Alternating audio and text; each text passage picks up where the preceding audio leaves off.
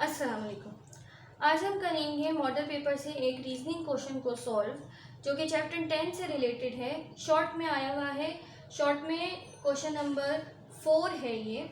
How is the magnifying power of the astronomical telescope and compound microscope affected by increasing the focal length of their objectives. मतलब कह रहे हैं कि जो magnifying power है astronomical telescope की और कंपाउंड माइक्रोस्कोप की, वो किस तरह से इफ़ेक्ट होती है, उसमें क्या चेंज आता है अगर हम इंक्रीज कर दें उनके ऑब्जेक्टिव की फोकल लेंथ को, ये बताना है। ठीक है। क्योंकि एस्ट्रोनॉमिकल टेलीस्कोप लिखा हुआ है तो हम इससे स्टार्ट करते हैं। Astronomical telescope.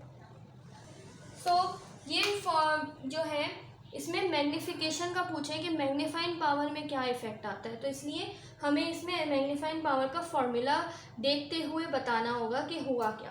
तो एस्ट्रोनॉमिकल टेलीस्कोप का जो टॉपिक है वो आपको मिल जाएगा बुक के अंदर पेज नंबर 339 पे। सही है। और जो फॉर्मूला है मैग्नीफिकेशन का वो आपको मिलेगा 341 पे। तो फॉर्मूला है M is equals to F naught upon F E. सही है। ये फॉर्मूला है, मतलब focal length of objective divided by focal length of eyepiece. इस फॉर्मूला को अगर मैं ब्रेक डाउन करूँ तो इसमें है क्या, इसमें कह रहे हैं कि मैग्नीफिकेशन जो है वो ऑब्जेक्टिव की फोकल लेंथ के डायरेक्टली प्रोपोर्शनल है और इन्वर्सली प्रोपोर्शनल है आईपीस की फोकल लेंथ के। अब डायरेक्टली प्रोपोर्शनल और इन्वर्सली प्रोपोर्शनल में डिफरेंस क्या है? डिफरेंस ये है कि अगर ये बढ़ेगा तो ये भी ऑटोमेटिकली बढ़ेगा। डायरेक्टली प्रोपोर्शनल का मतलब यही होता है कि जो यहाँ होगा वही चीज़ यहाँ भी होगी, जो एक तरफ होगी वही दूसरी तरफ भी होगी। इसका मतलब होता है डायरेक्टली प्रोपोर्शनल। ठीक है। तो ये बढ़ा तो ये भी बढ़ गया, और अगर ये कम हुआ तो ये भी ऑटोमेटिकली कम हो गया। सही है। और इन्वर्सली प्रोपोर्शनल का मतलब ये होता है कि जो यहाँ हुआ, एक तरफ हुआ, वो दूसरी तरफ उसका ऑपोजिट होता है, उसको कहते हैं हम इन्वर्सली प्रोपोर्शनल। तो इसका मतलब अगर मैं इसकी फोकल लेंथ बढ़ा देती हूँ आई पीस की, तो मेरी मैग्नीफिकेशन जो है वो ऑटोमेटिकली डिक्रीज हो जाएगी। इसी तरह से अगर मैं इसकी जो है फोकल लेंथ जो है आई पीस की वो कम कर देती हूँ तो मेरी मैग्नीफिकेशन बढ़ जाएगी। ऑपोजिट काम होता है। ठीक है। तो क्योंकि अब इस क्वेश्चन का आंसर क्या होगा, उसका आंसर ये होगा कि क्योंकि अकॉर्डिंग टू द फॉर्मूला हमारा जो मैग्नीफिकेशन है वो फोकल लेंथ ऑफ ऑब्जेक्टिव जो है उसके डायरेक्टली प्रोपोर्शनल है, तो इसलिए अगर हम इंक्रीज करेंगे ऑब्जेक्टिव की फोकल लेंथ को तो हमारी मैग्नीफिकेशन जो है एस्ट्रोनॉमिकल टेलीस्कोप की वो भी इंक्रीज हो जाएगी। ये इसका आंसर हो गया। ठीक है। अब नेक्स्ट कर लेते हैं। अब हमारे पास नेक्स्ट है कंपाउंड माइक्रोस्कोप।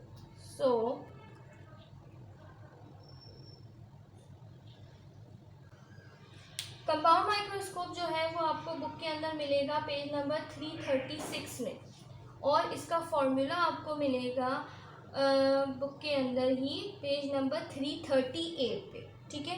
मैग्नीफिकेशन का फॉर्मूला, तो मैग्नीफिकेशन का फॉर्मूला इसका है L upon F1 B upon F2 plus 1। सही है। इसमें F1 ऑब्जेक्टिव का फोकल लेंथ है और F2 आईपीस का फोकल लेंथ है। ठीक है।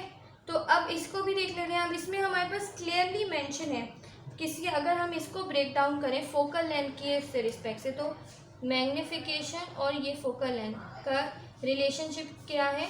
Inversely proportional. ठीक है।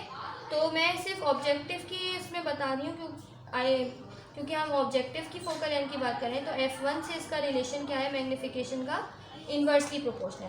तो उसका मतलब क्या होगा? इसका मतलब ये है कि अगर मैं फोकल लेंथ बढ़ाऊंगी तो मैग्नीफिकेशन क्या हो जाएगी? कम हो जाएगी। ठीक है। और अगर मैं इसकी फोकल लेंथ कम करूंगी तो मैग्नीफिकेशन बढ़ जाएगी। तो हमारे पास, हम इसको इस तरह से रिप्रेजेंट करते बताएंगे कि according to the formula of magnification of compound microscope, magnification of compound microscope is inversely proportional to focal length of objective. ठीक है। और आगे फिर हम लिखेंगे कि that's why if we increase the focal length of the objective of compound microscope then the magnification of compound microscope will decrease. ये आपका आंसर हो जाएगा। ठीक है, आई होप ये समझ आ गया होगा। खुदा हाफिज़।